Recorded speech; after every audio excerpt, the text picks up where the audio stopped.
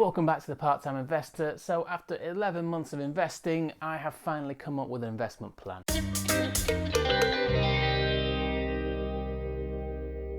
Yeah, that's right. I've been investing for 11 months now, which seems crazy. And yeah, only recently in the last 2-3 months have I really come up with a long-term investment plan. And when I first started investing with £1,000 or so that I invested in the 15th of April, I didn't really have a plan for it other than I had this extra cash and wanted to do more than it was doing within terrible savings accounts. And I think that was fine for when you've got £1,000, £2,000, £3,000, £4,000. But once you start getting bigger amounts, I'm up to about £10,000 now into my Train 212 ISA, then I think you need a long-term goal to stop you being tempted to take any of that out to spend on frivolous stuff that you don't really need. So a couple of months ago, I went on to a compound interest calculator to work out kind of where I wanted to be. So I decided that by 55 years of age, I want to have the opportunity, and I might not do this in the end, but I want to be able to, is to retire at 55. So I'm 32 now, so that's 23 years away, which seems like a long time, but I need a long time in order to save to reach my goal, which is £500,000. Now, £500,000 will allow me to take a income of £20,000 if I was taking 4% of that every single year. However, the value of £20,000 today is not the value of £20,000 in 20 years' time or 23 years' time. So I would need to take out somewhere in the region of £30,000, I believe, in order to be comfortable in retirement at 55. Now, that wouldn't be sustainable because that would probably be a 6% take from my pot, which is likely to mean it runs out eventually. And the reason why I would be able to do that is because I also save into a pension. So by the time I'm 55, I would hope to have saved £500,000, but also have a pension worth about £400,000 or so. So that means I can, in effect, run down my £500,000 up to the age of whenever I want to take my pension. Maybe it's 65 or even 68, which is the state retirement age. And after that, I can work on my pension, so I don't have to worry so much about taking a little bit too much from my initial £500,000 saving. All that £500,000 really needs to do is last me until I can take my pension. I probably won't end up taking that much, so I'll probably end up having more than I need, but I'd like to have that buffer anyway, and £500,000 is a nice round number, and so is 55. So in order to work out how much I need to save, because I'm 32 now, how much do I need to save in order to reach that goal? I went on to a compound interest calculator. Now just Google it, you can find loads. I liked the US government one. I don't know why, I just preferred that one for some reason, and I worked out that I needed to save £8,800 a year at a 7.5% interest rate in order to reach that goal. Now 7.5 is about normal for the S&P 500 over a long period of time, so I'm not saying I'm going to make crazy gains. I'm just trying to go with what the market has done over a long period of time. So yeah, by saving £8,800 I should there or thereabouts have £500,000 by the time I'm 55, and that means I need to save £730 every month, which I can do currently on my current salary. I mean, it's a little bit tight, but I can do it, and hopefully, if I can do it now, I should hopefully be earning more and more every year, every couple of years as I move up with my career. Then that's going to become easier and easier, and maybe I'll decide to pay more into it, and maybe I can then retire earlier. But as a baseline, I know as of now, assuming nothing crazy happens, and we all lose our jobs and all that kind of stuff, I should be able to save £730 every single month to reach my £500,000 goal at the age of 55. Now, £500,000 at 55, it's not very YouTube clickbait, is it? Because most people are talking about retiring at 30 or 40 on £1 million or whatever else it is. And, I would love to be able to do that. Maybe I will get to do that. I'm not saying that this is my moonshot goal. This is my baseline achievable goal. Obviously I'm not going to become a millionaire at 30 because I'm 32 and I'm nowhere near it. I definitely don't want to be someone who can't retire until the state pension age, which was 67, 68, whatever. It might even be 70 by the time I get there. or it might not even be a state pension by the time I get there. So I'm not thinking about that. I'm thinking about my own private pension and this money, which would last me for as long as I need it to. Maybe I'll live to 80 odd. Don't think I particularly want to live to my hundreds. So there you go. So we are 11 months in. I'm going to dig into where I'm currently at with my portfolio. Okay, so if you don't know by now, I use the Trading 212. There are loads of investment platforms out there. I think Trading 212 is good for newbie investors. If you want to use Trading 212, I will have a link in the description. I think they're still paying the free shares. I can't remember, I've not looked in a while. But you can still click the link if you want to and sign up Trading 212 or whoever you decide to use. So currently I have invested just over £9,000. I know what you're thinking. That's over your £8,800 that you were going to save every month, and you're only 11 months in. Well, that's true. Well, it isn't actually true, because if we go to history and I go into transactions, which shows you actually how much money's been put in, then it's only £8,600 that's been put in 11 months. The others is gains that I've got from selling stocks. So if I went stocks that I bought over the year, and there's also dividends and stuff in there as well. So having £64 in dividends that I've received. So that's why it looks like I've invested more. Now, when I'm saying I'm going to invest £8,800, that is money that I'm going to put in. I'm not talking about, if I sell a stock, I'll use that gain and don't have to put as much in. No, I need to put in £8,800 every year, because obviously selling stuff is just that you're just taking your gains to pretend you've put it in. There's no point in doing that. So yeah, not really £9,000. By the time I get to the 15th of April, I will have put probably over my allowance of £8,800 in. So a little comfortable buffer, and it's always good to put in more at the beginning because it gives it more time to grow. Right, that's enough of that. So currently we are at a return of 11.39%, which gives me a total portfolio of just over £10,000, which is quite good considering there's been a bit of pullback in tech. Now, really, I never really got onto the super growth tech train, which I had done when I first started investing in April. I would have made a hell of a lot of money, but also I've not seen the downside now. I never got into it, and I certainly didn't get into it halfway, into my investing year, just because I saw the gains. I personally, from more and more, I see myself as a value with a bit of growth investor, and when there's crazy kind of valuations going on, I couldn't press the buy button. So yeah, that's me. We'll go through it now. So Alibaba, it's my biggest current kind of investment so far. It's currently down 2.92%. It was actually up about somewhere around 10%, I think, if we have a look in. Yeah, it was up about 10%, and since the kind of tech pullback, it's pulled back to pretty much where I bought it for. Alibaba, I would still say it was a buy for me. I don't want to put too much more into it, just because I don't want it to become over 10% of my portfolio. But if it dips down anymore, I'll definitely be buying more. As I really think Alibaba is a good growth stock for me going forward. American Express, one of the first ones I bought, up 62%.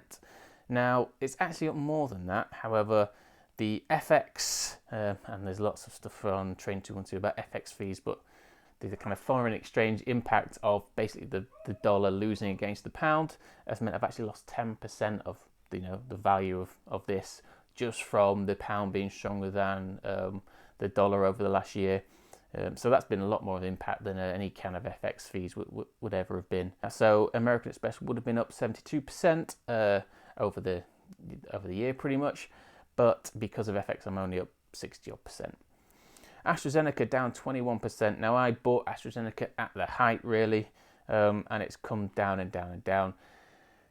One of those is my free shares, so I'm still probably up just. However, it's actually come down so much that I'm actually potentially thinking of buying it more. Now, I bought some of these stocks, especially when I was, the first probably 3 or 4 months of investing. I just bought stocks that I kind of knew about, and I didn't do a lot of DD on them. So I have been going through and probably getting rid of some, or especially on the year.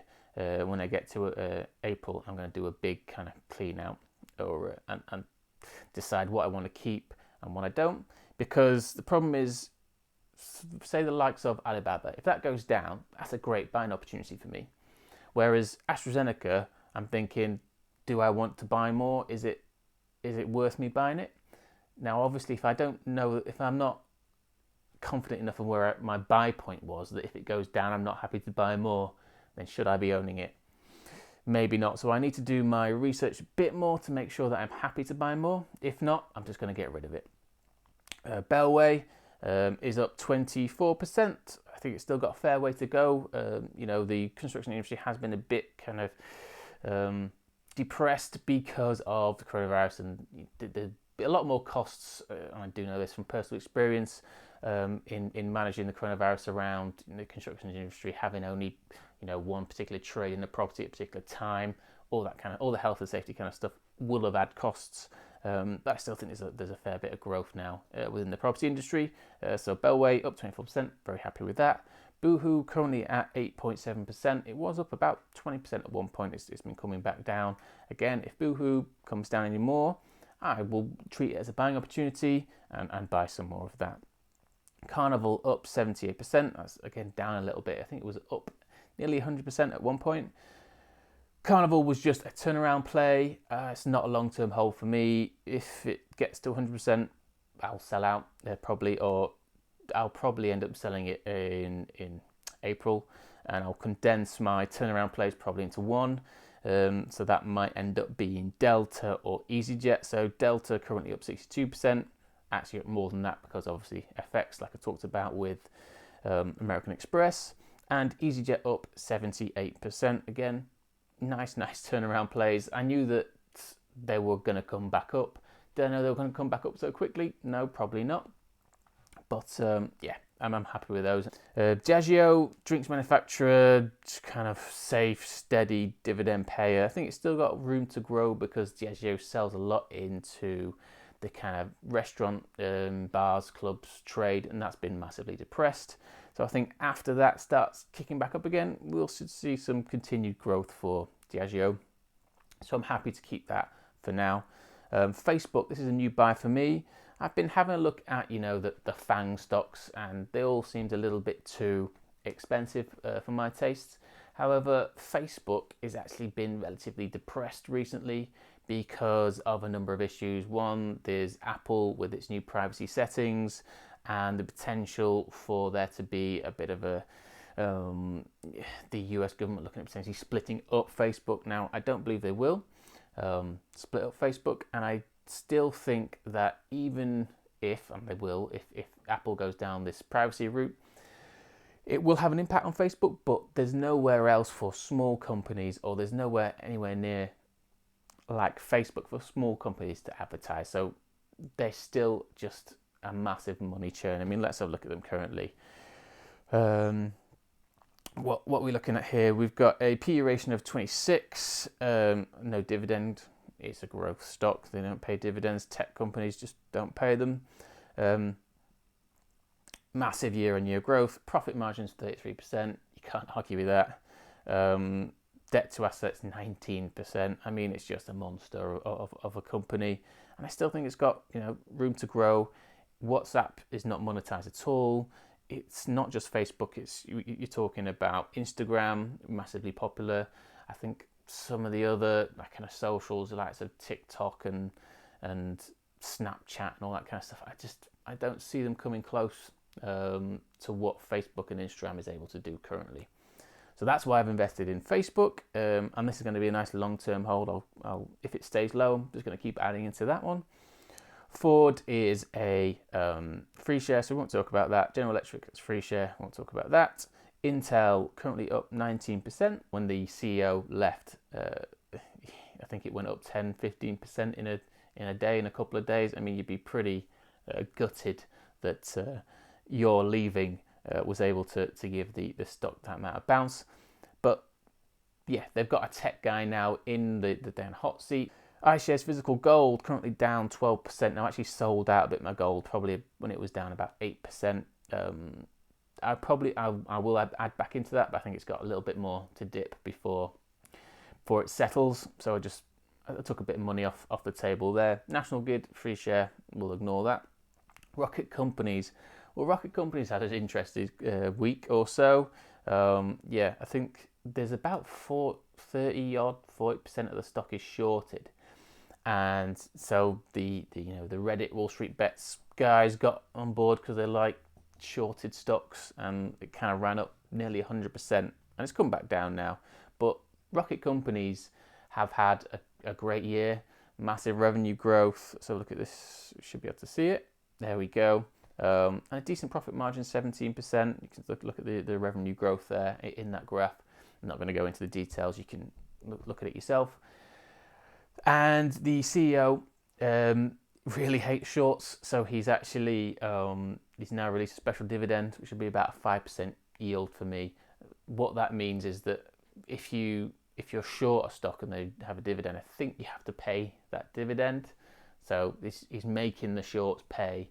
He's also looking at stock buybacks, even though it only IPO lasts in 6 months, 7 months or so. He's looking at stock buyback again. That's going to hurt the shorts. It's obviously got the money to do that. Fair enough. And of things like stock buybacks and that kind of thing is only going to help my stock price. Now, I think when I bought it that Rocket Companies isn't a long-term hold for me.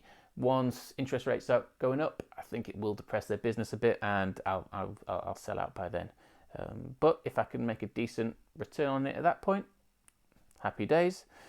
What have we got next is Royal Dutch Shell, currently up 24%. This is another cyclical turnaround stock for me. I think it's still got a way to run. We're still currently at kind of historic lows. The last time it was at this price was in December 2015. Everyone's talking about green technologies, and I 100% believe that they'll take over.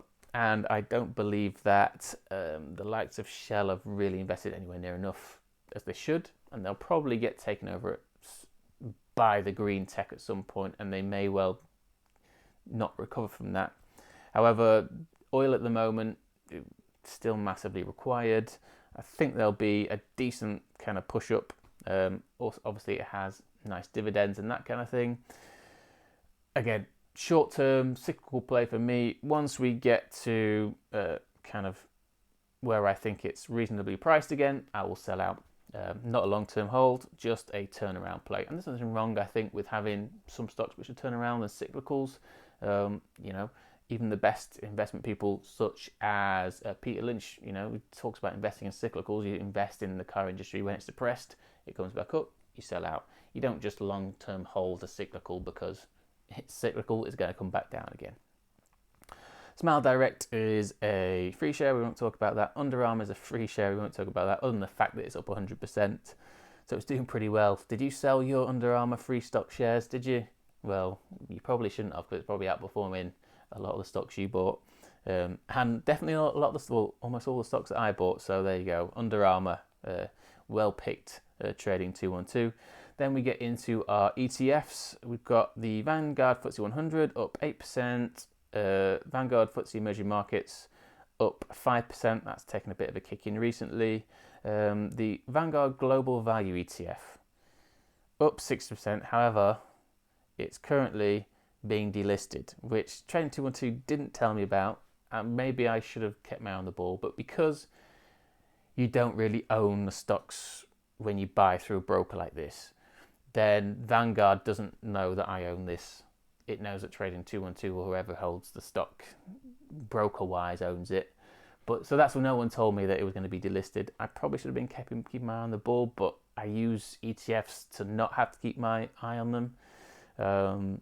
Anyway, being delisted, I can't buy or sell anything. Look, if I went to buy, it would say, if I went to sell, you are allowed to sell, but there's no one to sell to because it's been delisted. So it just kind of circles around and then you cancel it. So I've got to wait till, I think, the 11th of March for it kind of all to close down, and then Vanguard will pay me the value of it at the time.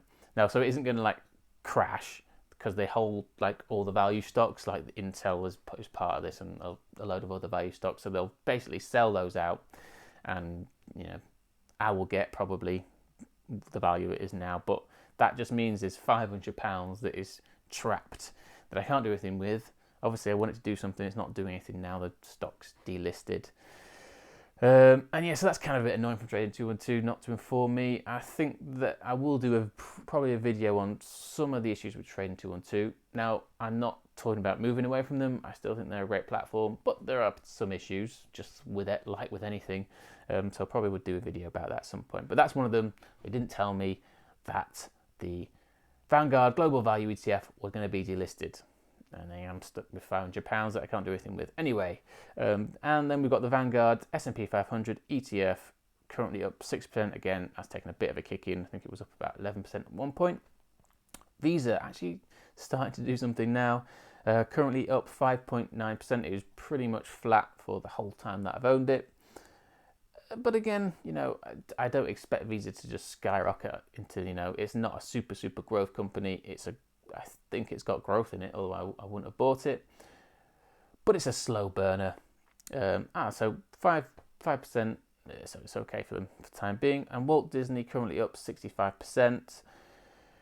Walt Disney's a weird one because it's kind of skyrocketed on its tech side. So it's skyrocketed on, Disney Plus, which I think Disney Plus is good. And obviously they've got all the Disney stuff, all the Star Wars and all that kind of stuff. So I think, that they're going to do well. Personally, I think once you've watched stuff, they haven't got the kind of churn that the likes of Netflix is constantly putting out. I don't think they have that level of output of Netflix, but they're still pretty good. Anyway, so they kind of skyrocketed on the tech side, but since tech's pulled back, they've kind of seemingly been protected from a big pullback because of their value side. So the parks, everything that's been depressed, the parks, the cruise lines, the kind of film industry, not being able to release films. So it's actually not been a bad play. I wouldn't buy any more of Disney right now. I wish I'd bought more at the time. But yeah, that's currently at 65%. Yeah, very happy with that. So if we have a look at the pies, let's just kind of see where everything is at. Currently, on average, my ETFs are up 7%. I actually took gold out of there. So gold is sitting on its own at minus 8% or whatever, 12%, whatever it is. So that's just the kind of the FTSE and the S&P 500 and that kind of stuff sitting at 7%. My free shares currently up 17, nearly 18%. So Trading 212, I've done well. Picking these shares, they've done very well. Obviously, I've not added to them, so they've had longer to just increase in value. But if you sold out your Trading 212 free shares, have you actually done better than that? Well, I haven't, because my stock's currently at 17%. It's not far off, but I'm up 17%. But if we have a look at that compared to my ETFs, 10% difference pretty much. I'm pretty glad that I had invested in individual stocks. Now, next month, that could all change. If you're after stability, then ETFs are the way to go, because you just don't see the crazy fluctuations that you do see within stocks. They ain't going to go up 10% and down 10% in a day, like some stocks do. So if you really want stability, ETFs are the way to go for your portfolio. And I always have a big chunk in there because, I want stability. And I just want to be able to pick stuff that I think might grow above that, but always have that kind of baseline of some solid ETFs. I'm going to rework my ETFs as of 12 months. So as of kind of 15th of April, I'll rework them into I'll get an all world one and just slightly kind of tinker with that in terms of adding a few other bits around an all world ETF, and that will be my baseline going forward from then on. But yeah, so that's my update for 11 months in and my investment plan. If you liked this, please like, comment, subscribe, tick the bell. I'm terrible with putting out videos, so I can say I'll do one in a week, but I won't. It'll probably be at some point in the future. Well, it'll be in about a month when I do my 15th of April big roundup, 1 year investing, and I might chuck one out in between that, but I've got work and kid to look after now, which takes up a hell of a lot of time. Anyway, Trading 212, if you want to sign up using my link below, you might be able to get a free share. Again, I'll tell you whether you can or not. I haven't looked into it. Yeah, thank you very much for watching. Like and subscribe. See you later.